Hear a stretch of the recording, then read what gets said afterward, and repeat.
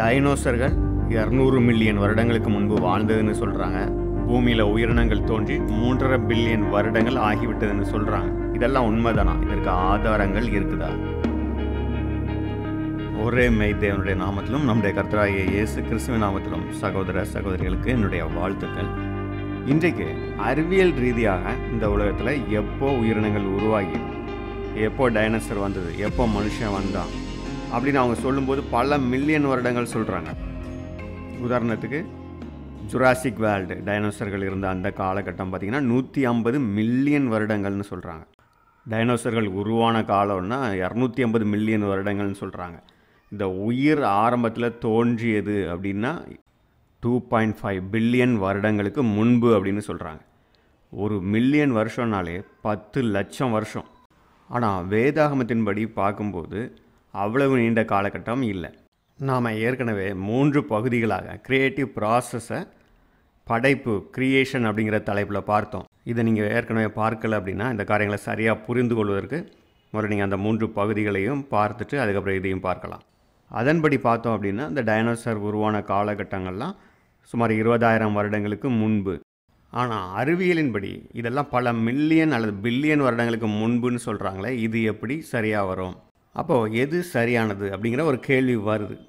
இந்த விஷயத்தை தான் நம்ம இன்றைக்கி பார்க்க போகிறோம். கார்பன் டேட்டிங் மூலமாக இதை கண்டுபிடிச்சிருக்காங்க இப்படியெல்லாம் சொல்கிறாங்க இல்லையா? இந்த அறிவியல் முறைகளை தான் நம்ம இப்போ பார்க்க போகிறோம். பூமியில் உயிரினங்கள், மனிதர்கள்லாம் வாழ்கிறதுக்கு ஏற்ற ஒரு சூழலை உண்டு பண்ணுவதற்கு பூமியை தயார்படுத்துகிற அந்த வேலையை தேவன் ஆரம்பிக்கிறதே ஒரு 50,000 வருஷத்துக்கு முன்பு தான். ஆனால் பூமி படைக்கப்பட்டது, சூரிய குடும்பம் படைக்கப்பட்டதெல்லாம் பல பில்லியன் வருடங்களுக்கு முன்பு. வேதாகமம் பூமியை மனிதருக்காக அங்கே தயார்படுத்துகிற வேலை எப்போ ஆரம்பித்தது அப்படிங்கிறதுல இருந்து தான் சொல்லுது.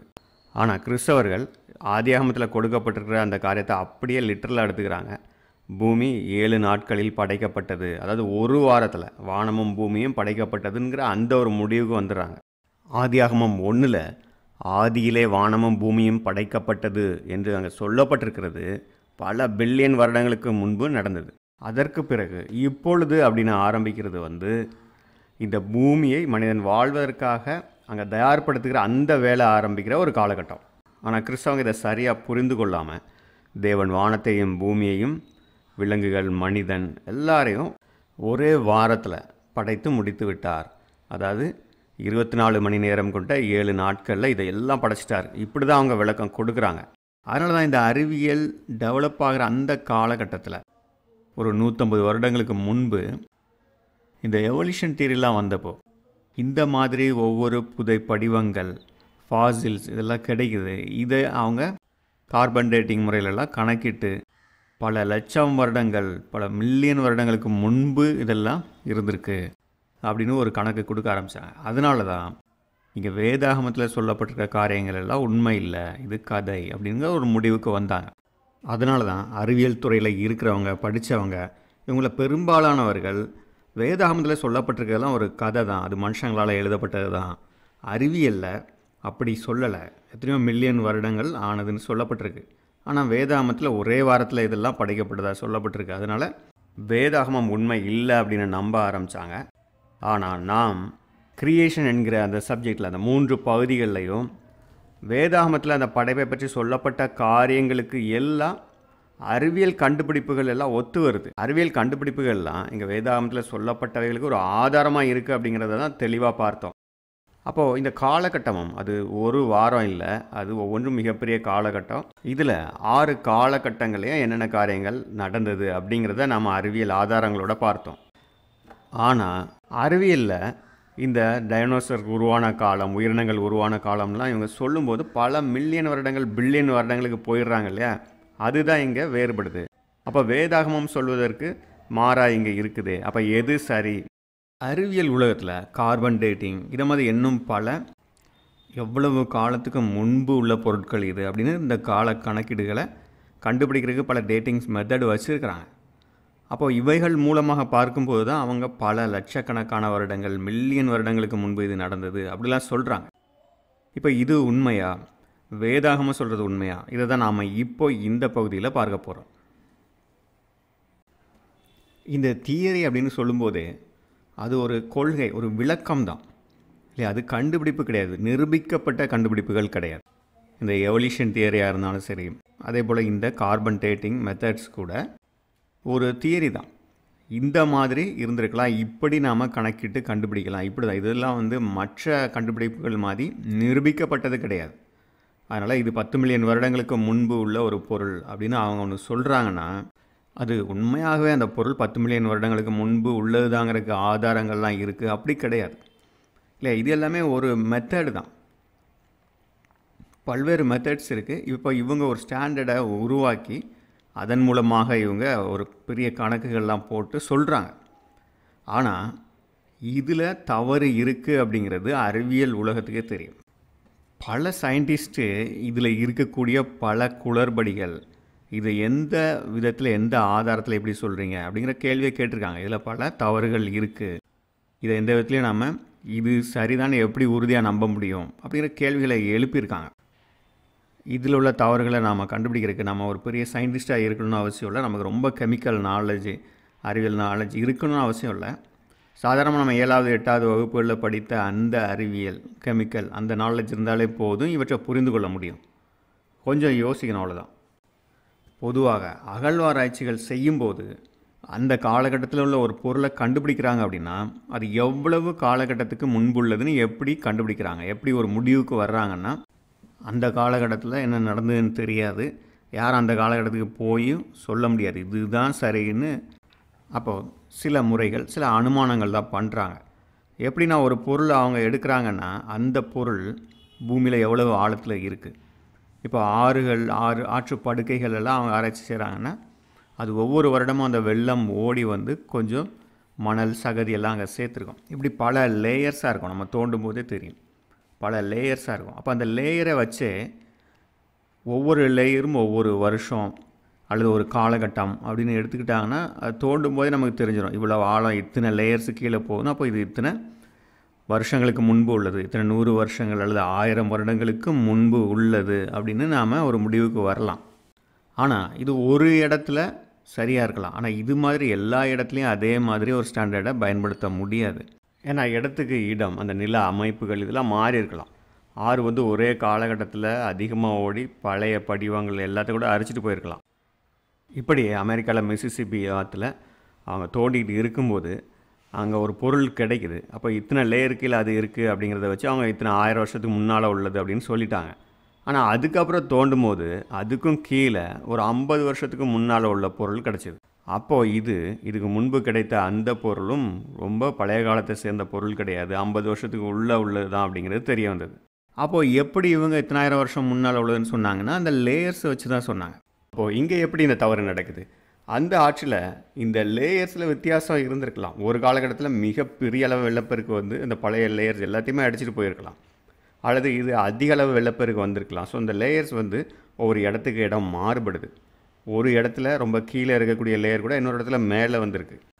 பூமியை பார்த்திங்கன்னா அது எப்பொழுதுமே அதிர்ந்து கொண்டே தான் இருக்குது. மிகப்பெரிய எர்த்குவாக் வரும்போது தான் நம்ம உணர்ந்து கொள்கிறோம், அதை கவனிக்கிறோம். ஆனால் எப்பொழுதுமே பூமி எதிர்ச்சி நடந்துக்கிட்டே தான் இருக்குது. உலகத்தில் ஏதாவது ஒரு பகுதியில் சிறிய அளவில் பூமி எதிர்ச்சிகள் பதிவாகிட்டே தான் இருக்குது. இப்படி தொடர்ச்சியாக பூமிக்கு அடியில் இந்த டெக்டானிக் பிளேட்ஸ் மூவ் ஆகிட்டே தான் இருக்குது. சில பிளேட்ஸ் கீழே போயிட்டுருக்கோம், சிலது மேல் நோக்கி வரும். அதனால தான் இந்த லேயர்ஸில் பல மாற்றங்களை நம்ம பார்க்குறோம். மற்றபடி இந்த லேயர்ஸை வைத்து கால கணக்குகளை போடுறதுங்கிறது சரியாக தான் வரும். அகழ்வாராய்ச்சி செய்யும் போதெல்லாம் இந்த ஒவ்வொரு லேயரை வச்சு தான் ஒவ்வொரு காலகட்டம் அப்படின்னு கண்டுபிடிக்கிறாங்க. பொதுவாக முதல்ல சில மீட்டர் தோண்டும் போது சில 100 வருடங்களுக்கு முன்பு உள்ள பொருட்கள் எல்லாம் கிடைக்கும். ஆனால் அதுக்கு கீழே நீங்கள் தோண்டும் போது அடுத்த 1 மீட்டர் உள்ள தோண்டுனீங்கன்னா அங்கே அதற்கு முன்பு இருந்த சிவிலைசேஷன், அந்த மக்கள் பயன்படுத்திய பொருட்கள், அவர்களுடைய கட்டிட இடிபாடுகள் இதெல்லாம் பார்க்கலாம். இந்த அகழ்வாராய்ச்சிக்கு நமக்கு சரித்திர ஆதாரங்களும் நமக்கு இருக்குது. நமக்கு ஏற்கனவே தெரிந்த சரித்திரத்தின்படி கிமு 600 பாபிலோன் சாம்ராஜ்யம் இருந்ததுன்னு தெரியும். அதற்கு பிறகு மேதியா பெர்ஷியா சாம்ராஜ்யம் வருது.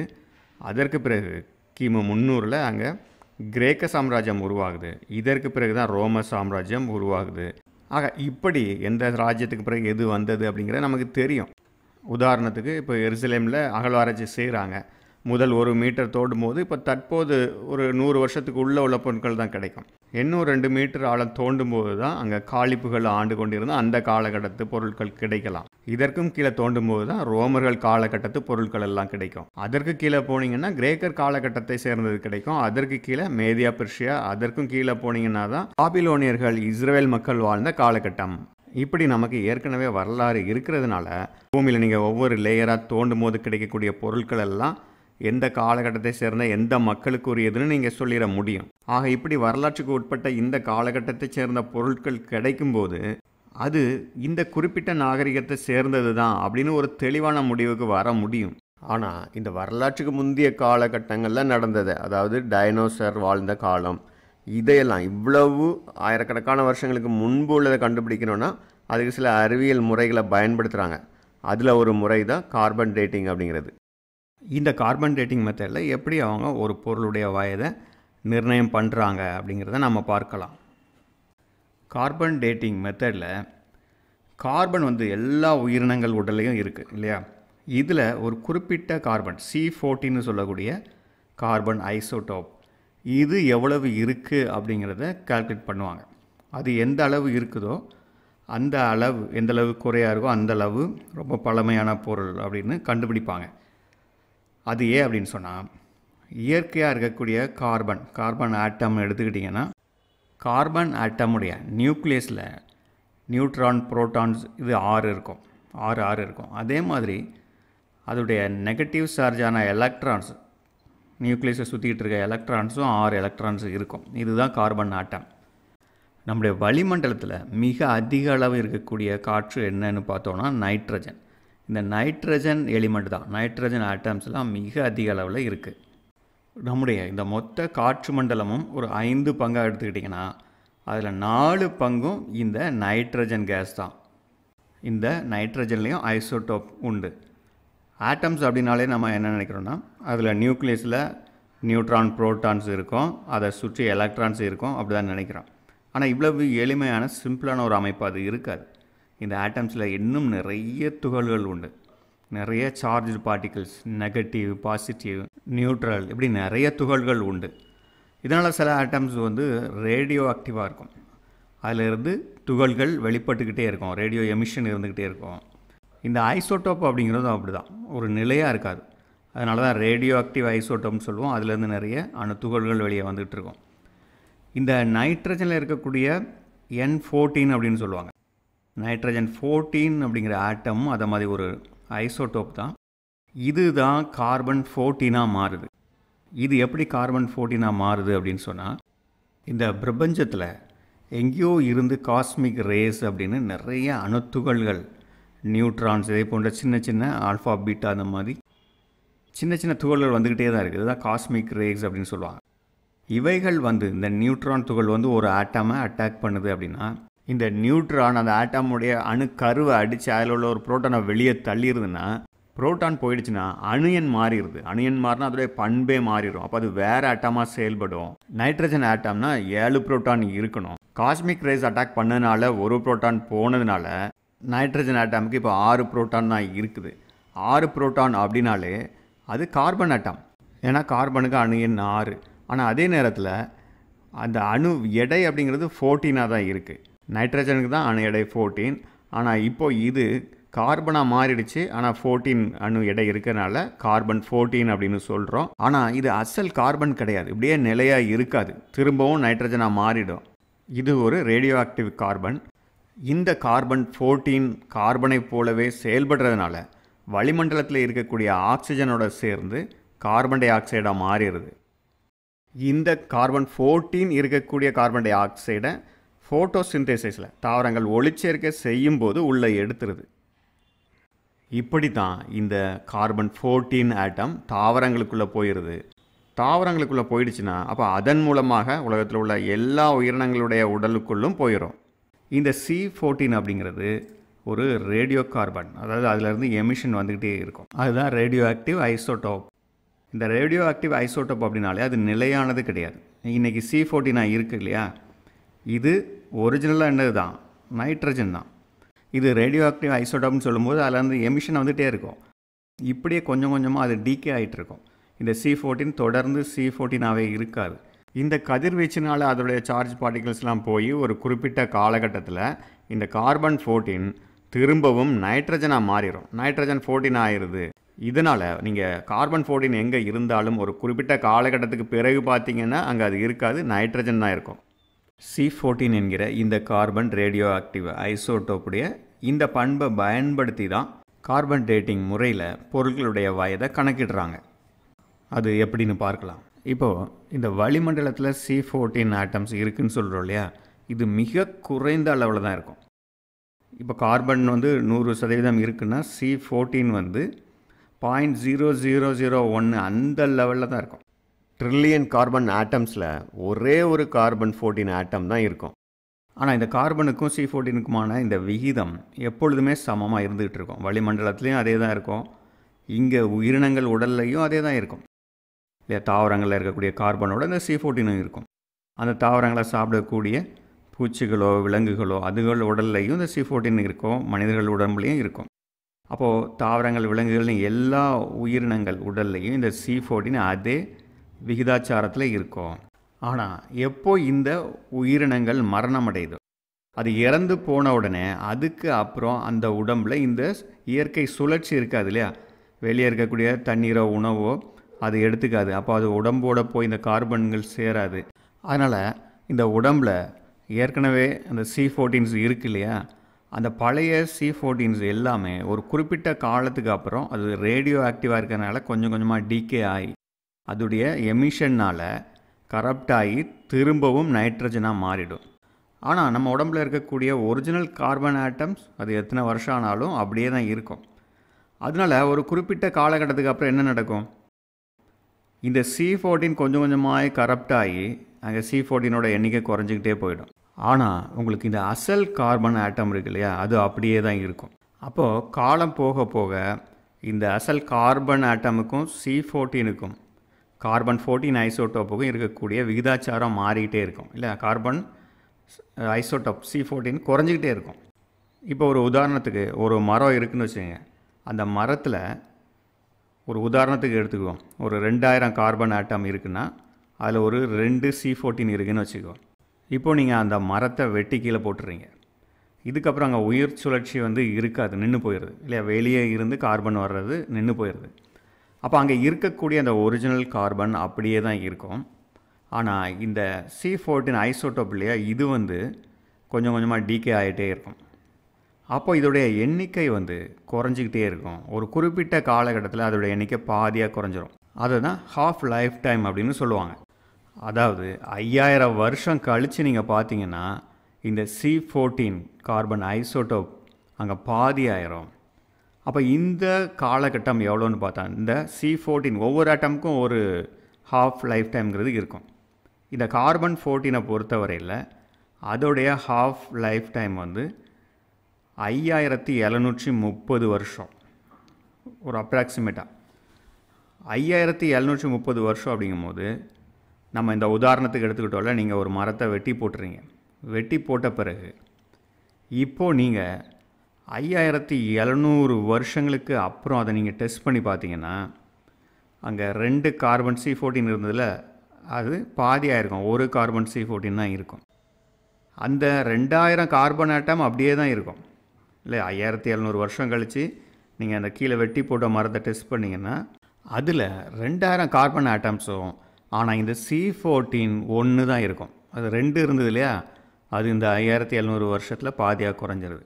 அப்போ இந்த முறையில் தான் ஒரு பொருளுடைய வயதை இவங்க கணிக்கிறாங்க. அப்போது எந்த ஒரு உயிரினமோ மரமோ அது உயிரை இழந்த பிறகு இந்த C14 அதில் குறைஞ்சிக்கிட்டே இருக்கும். இப்போது 5700 வருஷங்களுக்கு அப்புறம் நம்ம பார்த்தோன்னா C14 அளவு பாதியாக குறைஞ்சிருக்கும். அதில் எந்த அளவு இந்த C14 அளவு கம்மியாக இருக்கோ அந்த அளவுக்கு இவங்க அந்த அளவு பழமையானதுன்னு சொல்லுவாங்க. அப்போது ஒரு பொருளை இவங்க எடுக்கும்போது அதில் எவ்வளவு C14 இருக்குது அப்படிங்கிறத கவுண்ட் பண்ணுவாங்க. அதில் 1 மில்லிமீட்டர் க்யூபில் இருக்கக்கூடிய கார்பன் எத்தனை இருக்குது, அதுக்கு எந்த விகிதாச்சாரத்தில் இந்த C14 இருக்குதுன்னு பார்ப்பாங்க. C14 அளவு மிக மிக குறைவாக இருந்தால் அப்போ அந்த விகிதாச்சார அளவுக்கு அவ்வளவு காலகட்டம் அதோடைய எண்ணிக்கை பாதியாக குறையிறதுக்கு 5700 வருஷம் ஆகுதுன்னு பார்த்தோம். அப்போது அங்கே C14 மிக மிக குறைவாக இருந்ததுன்னா என்ன அர்த்தம்? இன்னும் அதிக காலத்துக்கு முன்பு உள்ளது. இதை மாதிரி 10 மடங்கு 100 மடங்கு குறைவாக இருந்தால் அப்போ அதே மாதிரி இது 10,000 வருஷம் 50,000 வருஷம் பழசு அல்லது 1,000,000 வருஷத்துக்கு முன்னால் உள்ளது. இப்படி தான் இவர்கள் அதை கணக்கிடுறாங்க. இப்படி இந்த கார்பன் டேட்டிங் முறையில் இப்படி கணக்கிடுவது ஒரு சரியான முறை தானா? இதன் மூலம் ஒரு பொருளுடைய அந்த வயதை சரியாக நிர்ணயிக்க முடியுமா? இவர்களுடைய அந்த தொழில்நுட்ப அறிவு, இந்த கால்குலேஷன் இதெல்லாம் மிக துல்லியமாக இருக்குது. அதனால் அந்த C14 எவ்வளோ இருக்குங்கிறத கண்டுபிடிக்கிறது, அதை கால்குலேட் பண்ணி இத்தனை 1000 வருஷத்துக்கு முன்னால் உள்ளது அப்படிலாம் சொல்கிறது மிக சரியான ஒரு ரிசல்ட்டை கொடுக்கலாம். ஆனால் இதில் ஒரு பிரச்சனை இருக்குது. என்னன்னா, இந்த பொருள் 1,000,000 வருடங்களுக்கு முன்னால் உள்ளது அப்படின்னு இவங்க கணிக்கும்போது அந்த கால்குலேஷன்லாம் சரிதான். C14க்கும் கார்பனுக்கும் அந்த விகிதாச்சாரம், இந்த கால்குலேஷன் எல்லாம் சரிதான். ஆனால் 1,000,000 வருடங்களுக்கு முன்பு அந்த பொருள் இருக்கும்போது அந்த 1,000,000 வருடங்களுக்கு முன்பு இந்த வளிமண்டலம் இப்படியே இருந்ததா? இந்த வளிமண்டலத்தில் இதே அளவு C14 இருந்ததா? இல்லையா, அதில் மாற்றம் இருக்கலாம் இல்லையா? அதை தான் சில விஞ்ஞானிகள் கேள்வியாக எழுப்புகிறாங்க. அப்போது அந்த காலகட்டங்களில் வளிமண்டலம் எப்படி இருந்துன்னு நமக்கு தெரியாது. அந்த சூழ்நிலையில் C14 உருவாகாமல் இருந்திருக்கலாம் அல்லது மிக குறைவாக இருந்திருக்கலாம். அப்போது நீங்கள் அந்த பொருளில் எடுத்து பார்த்தீங்கன்னா அந்த பொருளில் C14 மிக குறைவாக இருக்கும். அப்போது நீங்கள் இந்த கார்பனுக்கும் C14க்குமான விகிதாச்சாரம் பார்க்கும்போது கண்டிப்பாக C14 மிக குறைவாக இருக்கிறதுனால நீங்கள் பல மில்லியன் வருடங்களுக்கு முன்பு உள்ள பொருள்னு சொல்லிடுவீங்க. ஆனால் ஒரு உதாரணத்துக்கு எடுத்துக்கங்க, ஒரு 5000 வருஷம் அல்லது ஒரு 6000 வருஷத்துக்கு முன்னால் உள்ள பொருள் உங்களுக்கு கிடைக்குது. அது எந்த காலகட்டத்தை சேர்ந்ததுன்னு உங்களுக்கு தெரியல. அப்போ நீங்கள் இந்த கார்பன் டேட்டிங் முறைப்படி அதில் அந்த பொருளில் எவ்வளவு C14 இருக்குதுன்னு கால்குலேட் பண்ணுறீங்க. அப்போது கார்பனுக்கும் இதுக்குமான விகிதாச்சாரம் பார்க்கும்போது அங்கே மிக குறைவாக தான் C14 இருக்குது. அப்போது இந்த கார்பன் டேட்டிங் முறையில் இந்த கால்குலேஷன்லாம் அப்போ எதை காட்டுது? அதில் C14 ரொம்ப ரொம்ப கம்மியாக இருக்குது அப்படின்னா அது ரொம்ப டீகே ஆகிருக்குன்னு அர்த்தம். அப்போ அதுக்கு ரொம்ப காலகட்டம் எடுத்துருக்குன்னு அர்த்தம். அப்போ நம்ம இதை வச்சு என்ன சொல்கிறோம்? 2 மில்லியன் வருடங்களுக்கு முன்பு உள்ளது அப்படின்னு நம்ம கணக்கிட்டு சொல்லிடலாம். ஆனால் இதில் பிரச்சனை என்னென்னா, அந்த பொருள் 6000 வருஷத்துக்கு முன்னால் உள்ளதாக தான் இருக்கும். ஆனால் அந்த 6000 வருடத்துக்கு முன்பு இருந்த வளிமண்டலம் நம்ம நினைக்கிற மாதிரி இப்போ இருந்த மாதிரி இல்லாமல் இருக்கலாம்.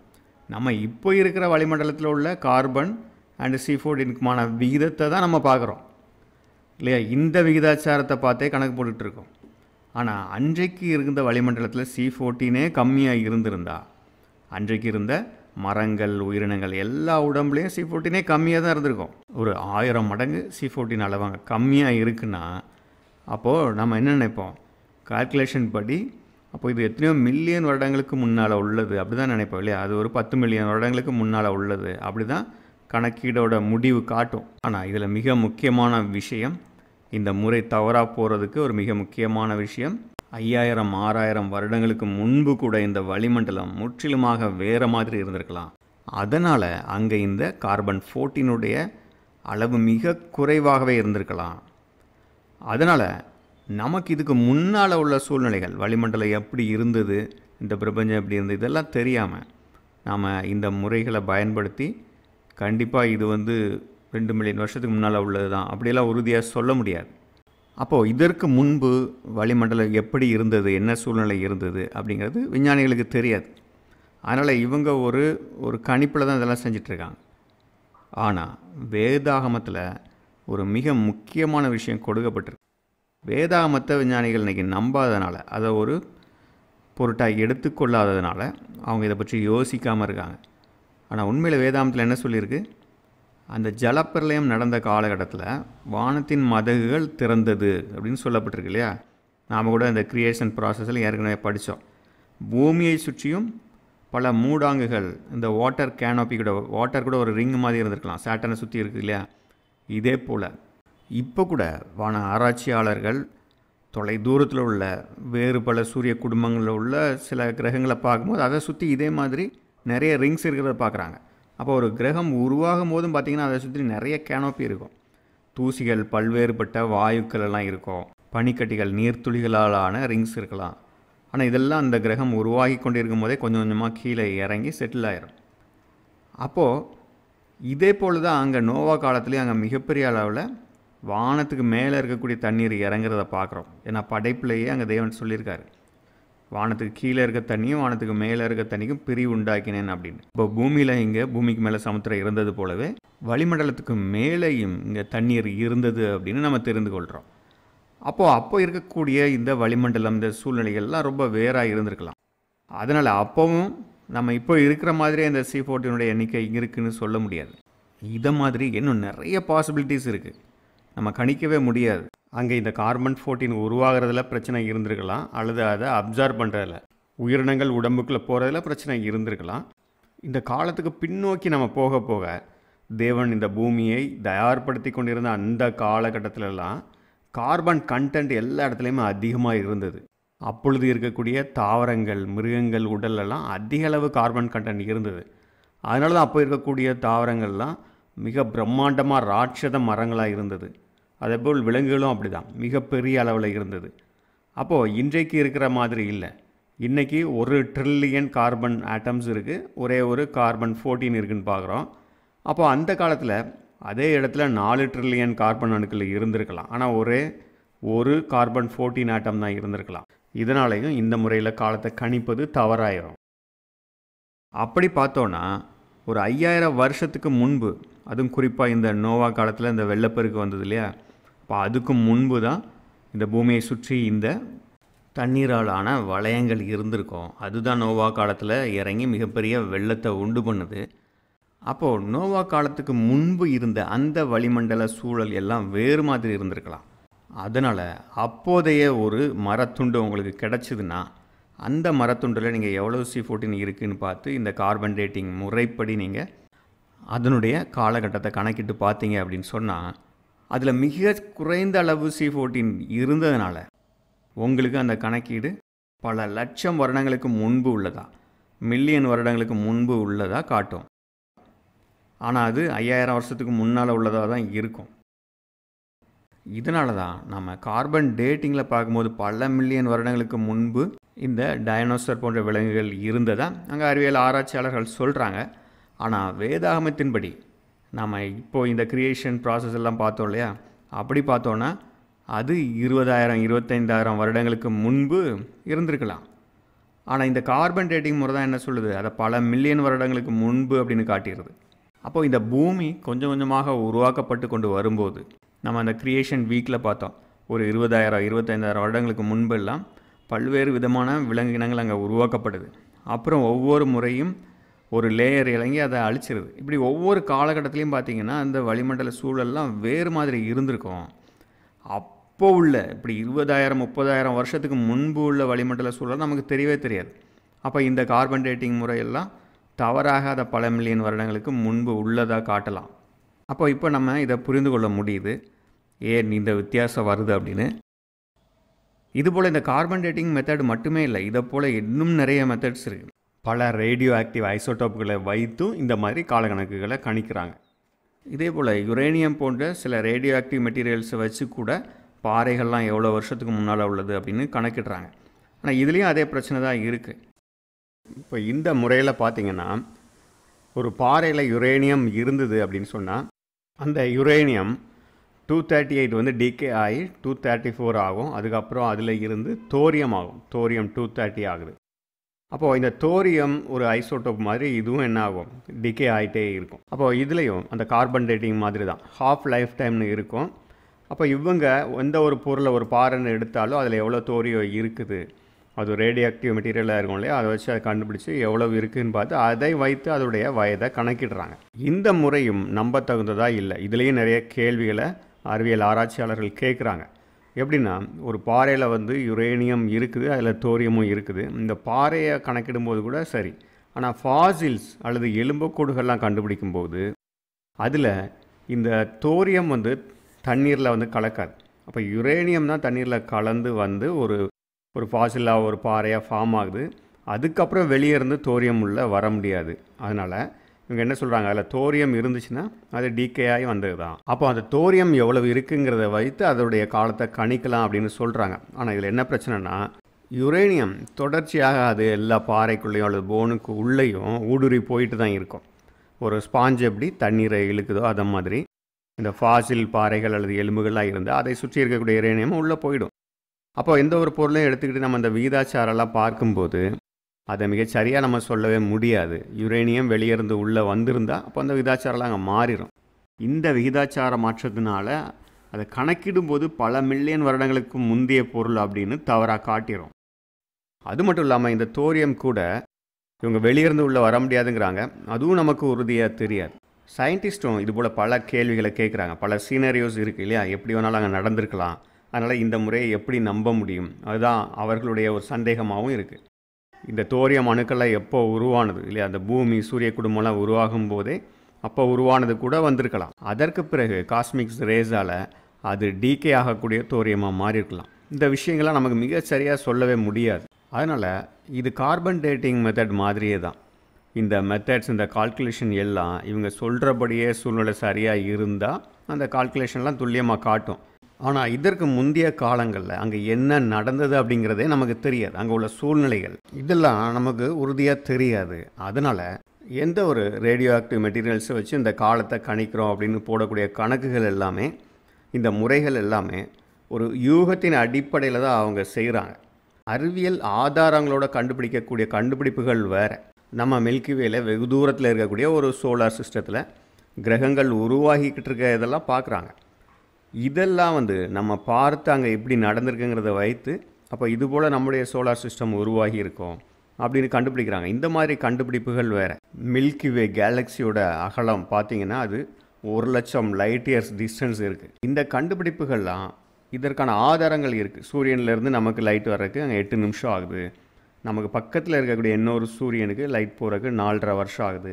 அப்போ அதிலேருந்து அடுத்த சூரியனுக்கு போகிறதுக்கு ஒரு 5 வருஷம் ஆகுது. ஸோ இப்படியே பார்க்கும்போது ஒரு 1000 ஸ்டார்ஸ் இருக்குன்னா அதுக்கு இடைப்பட்ட காலம் எவ்வளோ ஆகுது. இப்படி பார்க்கும்போது மில்கிவே கேலக்சியில் எத்தனை லட்சம் எத்தனையோ மில்லியன் ஸ்டார்ஸ் இருக்குது. இவைகளெல்லாம் நம்ம கால்குலேட் பண்ணி இதை சரியாக சொல்ல முடியும். இவைகளெல்லாம் அறிவியல் கண்டுபிடிப்புகள் ஆதாரங்களோடு இருக்குது. ஆனால் இந்த கார்பன் டேட்டிங் மாதிரியான இந்த காலத்தை கணிக்கிற இந்த முறைகளில் முழுவதும் அவங்களுடைய யூகங்கள் தான் இருக்குது. அவங்க பயன்படுத்துகிற அந்த தொழில்நுட்பம், அவங்களுடைய கால்குலேஷன் இதெல்லாம் மிக துல்லியமாக இருக்கலாம். ஆனால் இந்த கார்பன் 14 அப்படிங்கிறது அந்த காலகட்டங்கள்லேயும் இதே அளவில் தான் இருந்துன்னு சொல்ல முடியாது.